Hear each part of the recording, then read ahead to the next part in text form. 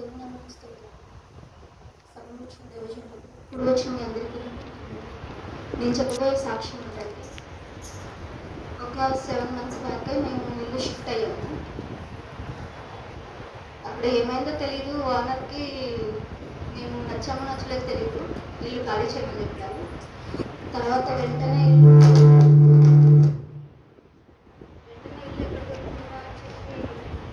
Tension పడిపోతూ కంగారు పడిపోతూ ఉన్నాను. ప్రే చేసుకున్నాము, ఈసారైనా చర్చికి దగ్గరలో రావాలి, దొరకాలి ప్రభు.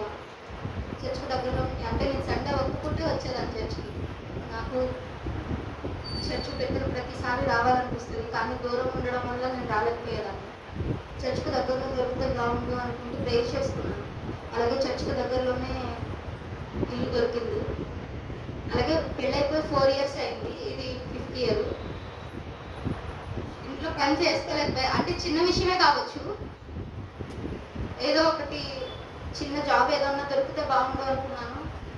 ప్రతి జాబ్ వస్తూ ఉంది, ఆఫర్ లెటర్ వస్తుంది, అది వెనక్కిపోతూనే ఉంది. నాకేమో కన్నీళ్ళు వచ్చేసేది, ఎందుకు తండ్రి ఇలా జరుగుతుంది, నేను ఏమన్నా తప్పు చేస్తానా అది అని చెప్పి అనుకుంటూ ఉండేదాన్ని.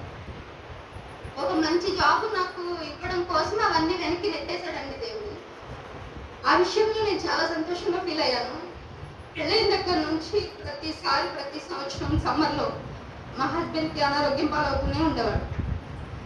అది కొంచెం అనారోగ్యం కాదు, అంటే తగ్గినప్పుడల్లా బ్లడ్ పడిపోతూ ఉండేది. నేను ఫస్ట్ టైం చూసినప్పుడు బ్లడ్ క్యాన్సర్ అంటారేమో, నా పరిస్థితి ఏంటి అని నేను నేర్చుకుంటూ నేను ప్రేయర్ చేసుకుంటూనే ఉన్నాను. ప్రతి ఇయర్ అయింది, ప్రతి ఇయర్ అన్న వాళ్ళందరూ ఉండేవాళ్ళు, చర్చిలో అన్న వాళ్ళందరూ తోడుగా ఉండేవాళ్ళు. నాకు చాలా సంతోషం అనిపించేది.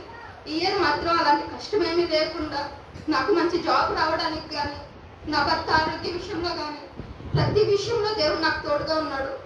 అందుని బట్టి దేవునికి కృతజ్ఞతలు. ఈ చిన్న సాక్ష్యం దేవుడు దీవించుకుంటాను.